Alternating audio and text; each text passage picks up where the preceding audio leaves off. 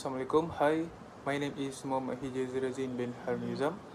So today, I would like to share my group project, which is a structure analysis on reinforced constructed beam located at Pusat Kesihatan University UTHM. Reinforced constructed beams play an important role in building as they support slab, walls, and service load and transfer this load to columns and foundations. This study focused on analyzing the real structural behavior of the selected beam under realistic loading conditions.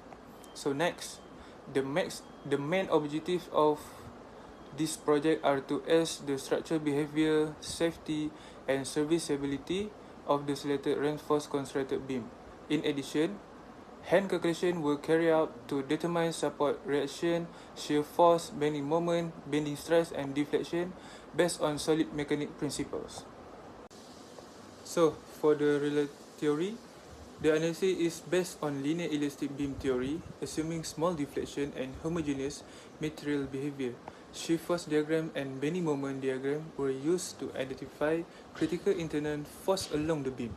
Bending stress was evaluated using the bending stress equation, while beam deflection was calculated using the Macaulay method, which is suitable for beams subjected to multiple loads. Safety was assessed using the factor of safety, and serviceability was checked by comparing the calculated deflection with the allowable limit. Thank you. Assalamualaikum. My name is Sofiana Irene binti Sulim. My matrix number is CD240073. I'm going to present about the methodology. To conduct our structural analysis, we first selected a study site that offer both ease of access and high structural visibility. We chose the Pusat Kesihatan University or PKU.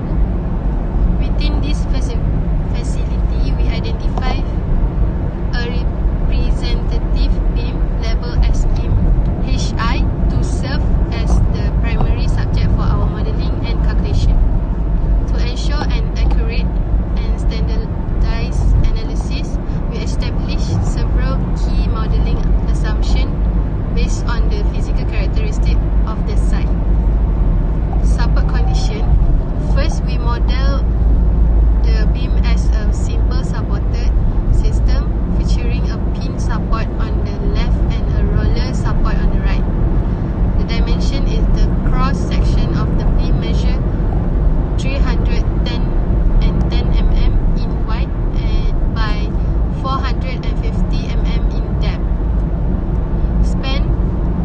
The total span length of the beam is precisely 4.305 meters. Material properties.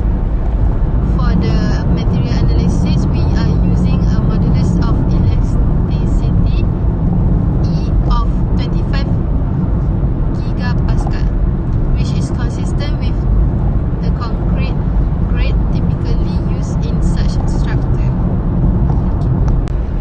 Now, let's look at the specific location of the beam within the PKU building. On the left, you can see the external elevation of the site.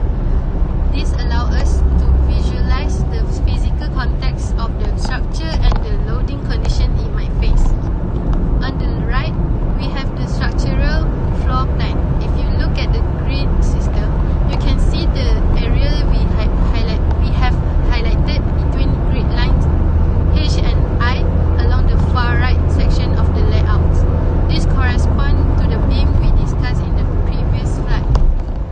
By isolating this specific section from the overall plan, we can perform a more focused calculation of the forces and the deflection acting on this particular span. Thank you. For the calculation part, the beam is subjected to uniform distributed load and point loads. The uniformly distributed load consists of the self-weight of the beam, the slab load, and the lift load based on the medical facility corridor. The beam has a cross-section of the 310 mm by 450 mm using a reinforced concrete density of 25 kN per cubic meter. The self-weight of the beam is calculated as 3.49 km per meter. The slab one is 150 mm thick with a tributary with of 3.0 meter. This gives a slab load of 11.25 km per meter. The lift load for the corridor area is taken as 3.0 kN per square meter, resulting in live load of 9.0 kN per meter. By adding all components, the total uniformly distributed load acting on the beam is 23.74 kN per meter. In addition, there are 3 air conditioning units, each weighing 7.0 kN, giving a total point load of 25 kN. The beam span are clearly length of 4.305 meter, which is used for the structure analysis.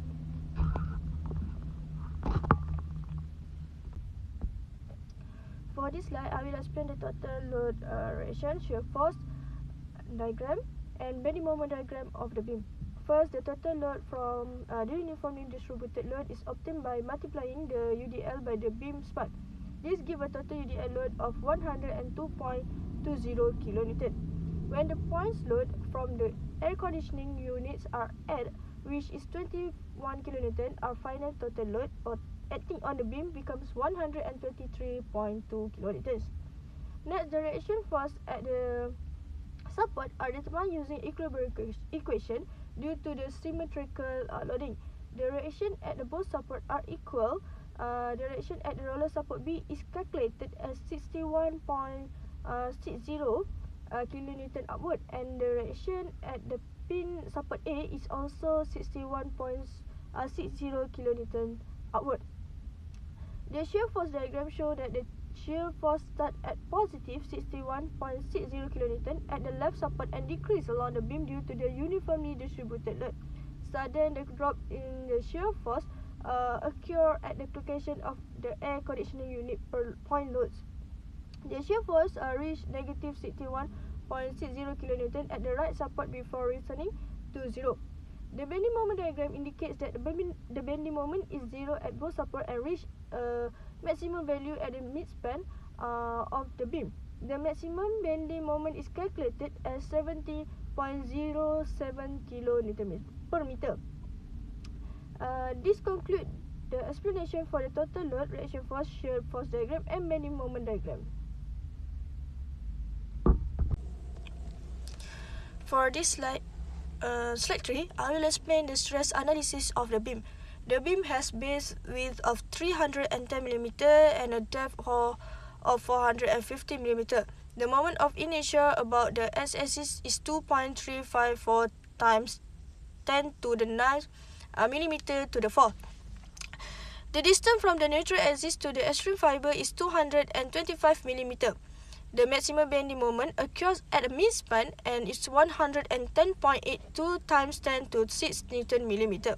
Using a bending stress formula, the maximum bending stress is the beam is calculated as 10.59 MPa. This stress occurs at the extreme fiber, which is also at point D, located 225 mm from the centroid. The stress distribution is linear as expected for a reinforced concrete beam under bending.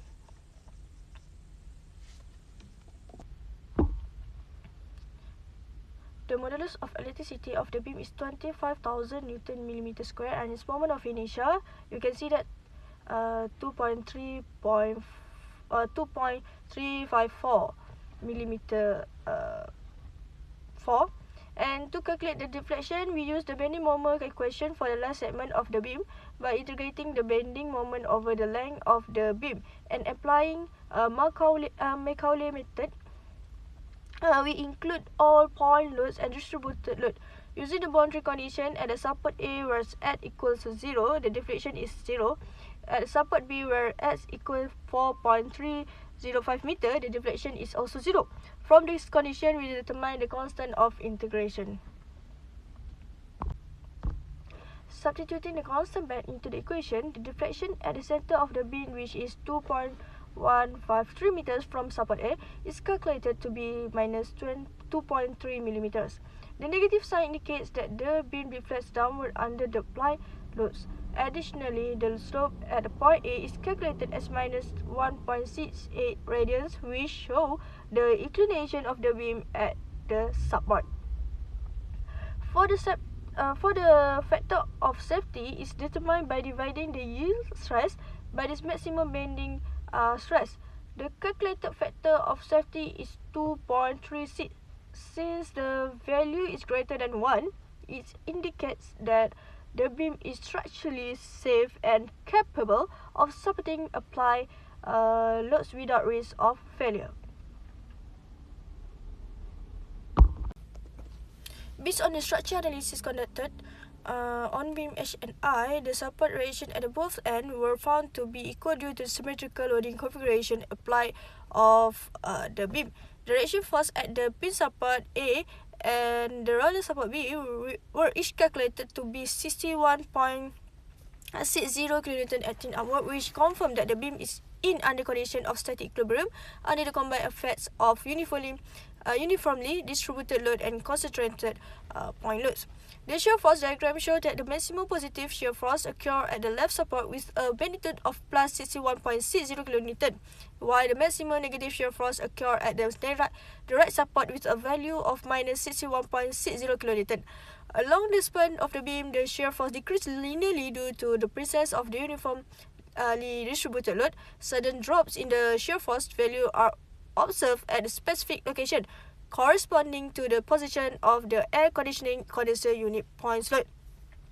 From the bending moment diagram, it can be observed that the maximum bending moment occurs near the midspan of the beam with a calculated value of 70.07 kN per meter.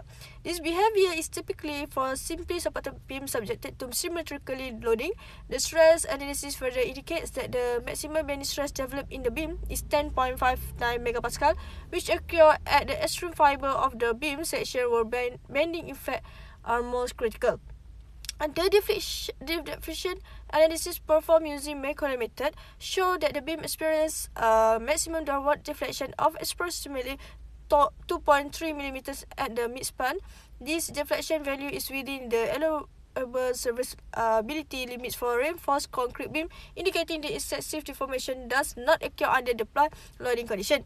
Overall, the result demonstrate that beam HI performs safely and satisfactorily, and the shear force, bending moment, stress, and deflection values are all within acceptable limits. Therefore, the beam is structurally adequate to support the applied loads without any failure or serviceability issue. Assalamualaikum, my name is Azamuddin Meyaya. So in this presentation, I will talk about the discussion after we conduct this project.